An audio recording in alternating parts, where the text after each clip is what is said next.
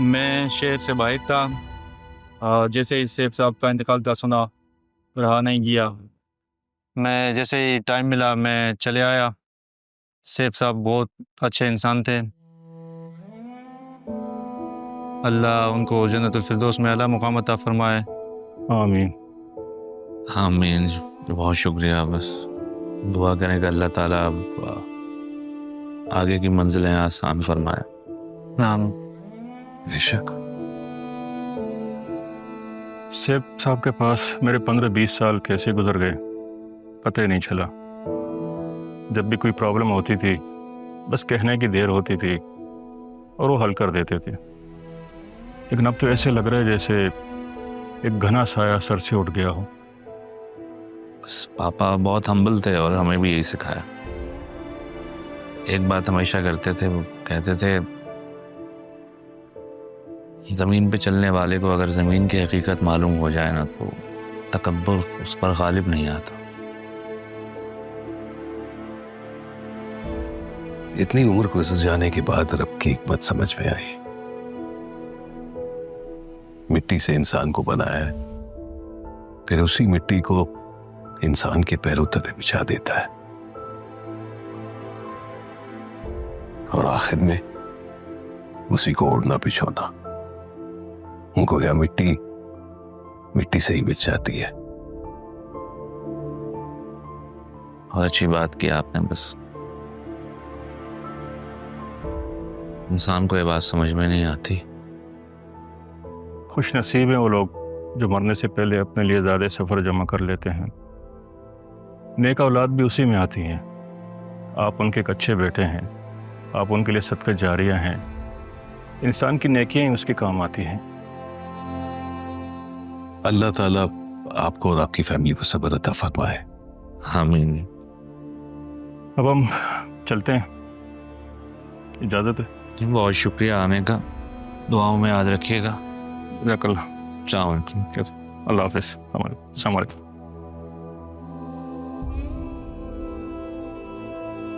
आदिल साहब, आपकी इजाजत से मैं राह बेटी को भी ताज़ियत देना चाहता हूँ। जी बिल्कुल। वो नवासी थी पापा की, नवासी हैं। और मेरी बहन की बेटी। जी आइए मैं आपको मिलवाता हूँ। जी जी प्लीज। चलो चलिए।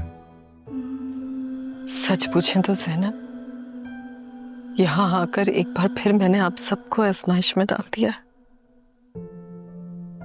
ऐसा क्यों सोच रही है तारा?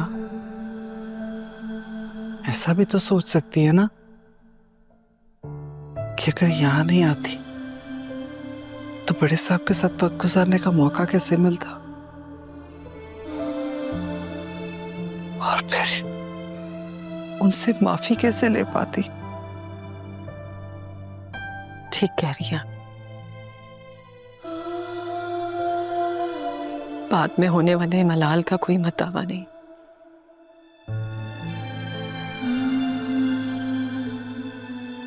जैसे अम्मा भी की मौत मेरी रूह का जख्म बन गई।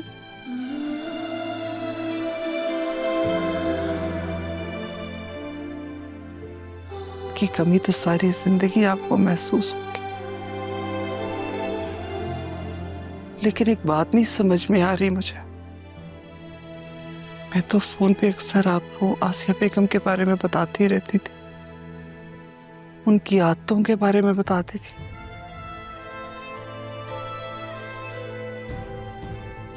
मुझे लगा कि आप ज़हनी तौर पे तैयार होंगी, फिर आपको उनकी बातों से इतना दुख क्यों होता? क्योंकि आपने कभी ये नहीं बताया कि उसका रवैया मेरे बेटी के साथ कैसा था। इसीलिए तो मैं आपको बारहा कहती रही कि आप वापस आ जाएं। राहा बीबी को आपकी जरूरत है।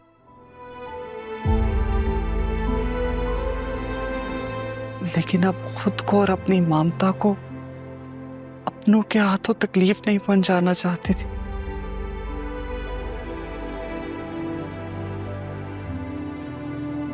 क्या आप ये सारे हालात देख के आपकी ममता को करार है? हाँ, बर्दाश्त तो करना पड़ेगा। अच्छा, मैं कुछ देर आराम करना चाहती हूँ अपने कमरे में, थक गई हूँ।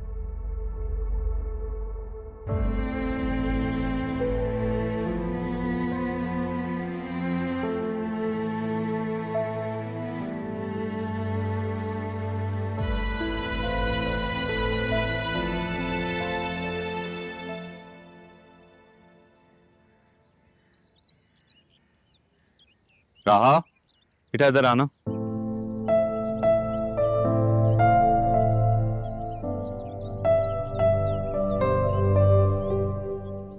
ये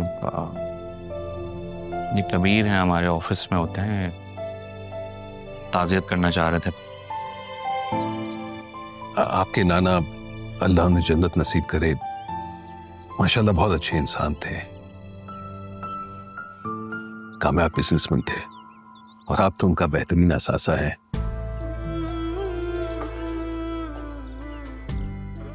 यकीनन वो आपको बहुत आगे बढ़ना देखना चाहते होंगे। मैं बस इतना कहूंगा कि आप ऑफिस जल्द से जल्द आ जाएं, ताकि सैफ साहब की लेगेसी को अदील साहब और आपकी वालदा आगे बढ़ाएं।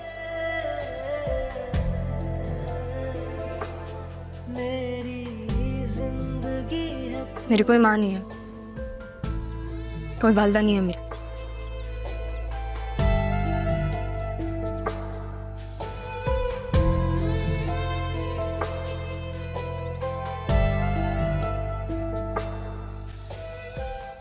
जीती रहो बेटी।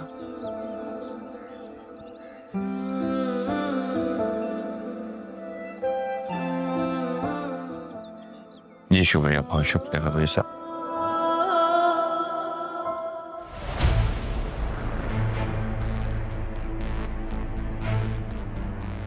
हाँ,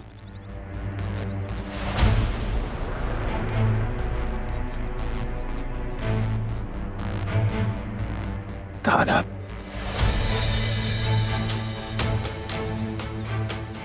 सिंबल तुम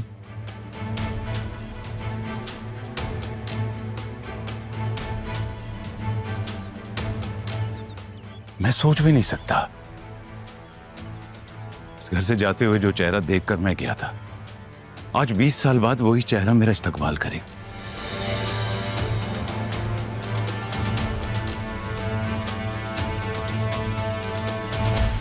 वसीम भाई, आप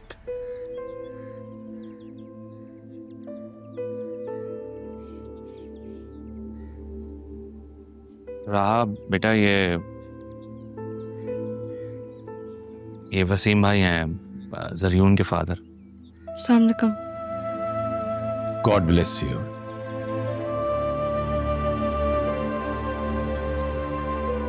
ताईजान की जान होती थी तुम में, अब हमें भी उतनी प्यारी रहोगी तुम। बहुत प्यारी बेटी है तुम्हारी तारा।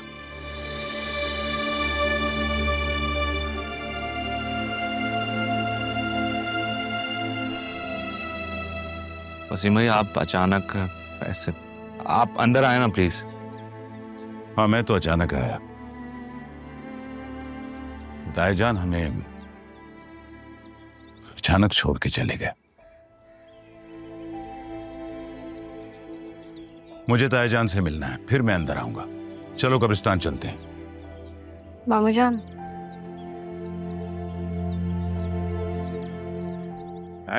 आप अचानक आ गए आप? हाँ, फिलहाल तो हम ताईजान से मिलने जा रहे हैं। चलो तुम भी साथ चलो। मामू जान मुझे भी ले चले नाना जान के पास। बेटा, ख़वातीन का कब्रिस्तान जाना मना तो नहीं है, मगर एहतियात करनी चाहिए।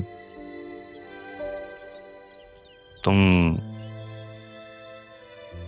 नाना जान के लिए घर में ही रहकर दुआ करो, ठीक है? अदील ठीक कह रहे बेटा, तुम घर पे रुक के अपनी माँ का ख्याल रखो।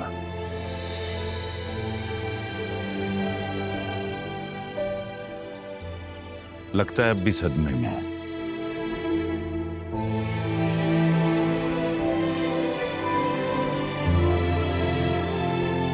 चलो चलते हैं।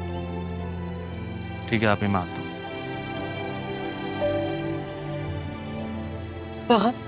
इधर वो जो शख्स पहले आए हुए थे ना, वसीम से पहले, वो कौन थे? नाना जान के ऑफिस में काम करते हैं, सुपरवाइजर है। उनका नाम क्या है?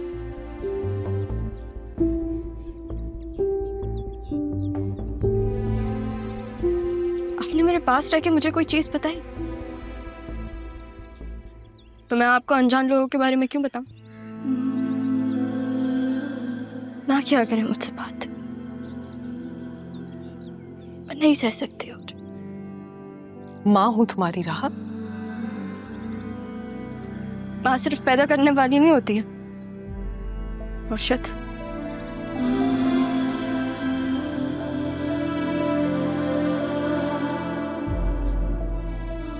हाँ, मैं समझ सकती हूँ, सिर्फ पैदा करने वाली माँ नहीं होती, लेकिन मैंने कुछ महीने से तुम्हें अपने साथ लगा कर रखा है।